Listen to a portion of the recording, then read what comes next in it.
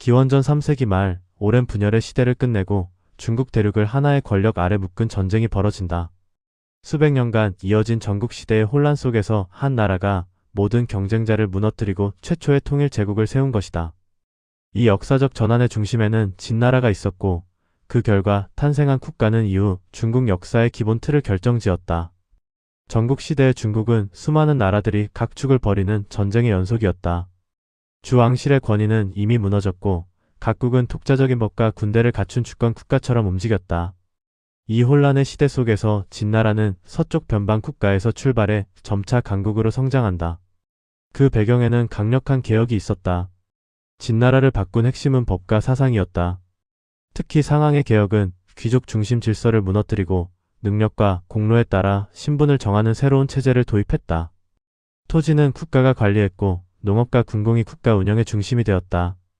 이는 전쟁을 지속할 수 있는 막강한 동원 체제를 만들어냈다. 기원전 246년 어린 왕이 진나라의 왕위에 오른다. 훗날 중국 역사상 가장 유명한 황제가 되는 인물 진시황이다. 그는 즉위 초반에는 권신들의 도움을 받았지만 점차 직접 정권을 장악하며 통일이라는 거대한 목표를 향해 나아간다. 기원전 230년 진나라는 본격적인 통일 전쟁에 돌입한다. 첫 번째 목표는 가장 약화된 국가였던 한나라였다. 한나라는 별다른 저항도 하지 못한 채 멸망했고 이는 다른 나라들에게 진나라의 위력을 각인시키는 신호탄이 되었다. 이후 전쟁은 빠르고 치밀하게 진행된다. 진나라의 군대는 단순히 숫자가 많았던 것이 아니라 조직과 전술에서 앞서 있었다. 철제 무기와 표준화된 장비, 엄격한 군율은 다른 나라들이 따라오기 어려운 수준이었다. 장군 왕전, 몽염, 이신과 같은 인물들은 각국의 약점을 정확히 파고들며 전쟁을 수행했다. 기원전 228년 조나라의 수도 한단이 함락된다. 조나라는 뛰어난 장수와 강한 군사 전통을 가진 나라였지만 내부 분열과 연이은 패전으로 무너졌다.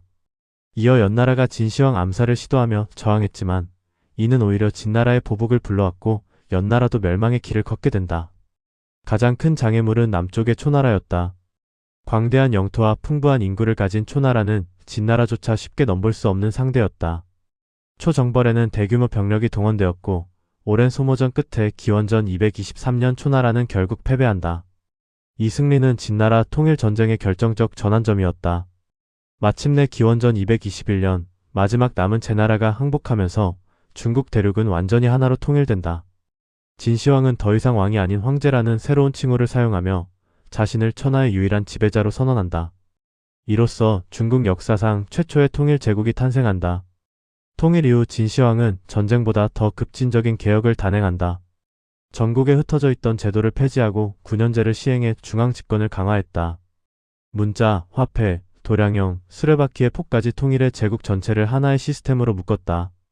이는 단기간에 강력한 통치 효율을 만들어냈다. 그러나 통일의 대가는 컸다. 만리장성의 전신이 되는 북방 방어선 건설, 대규모 토목공사, 그리고 황제릉 조성에는 수많은 백성들이 동원되었다. 오늘날까지 남아있는 병마용은 이 거대한 권력과 노동의 상징이다. 진나라의 통일 제국은 오래가지 못했다. 가혹한 법치와 과도한 동원은 민심을 잃게 했고 진시황 사후 제국은 빠르게 붕괴된다. 그러나 진이 만든 통일의 틀은 사라지지 않았다. 이후 한나라를 비롯한 모든 왕조는 진의 제도를 계승하며 중국을 다스리게 된다. 진의 중국 통일 전쟁은 단순한 정복사가 아니다. 그것은 분열된 세계를 하나의 질서로 묶으려는 최초의 시도였고 중앙 집권 국가의 모델을 제시한 사건이었다.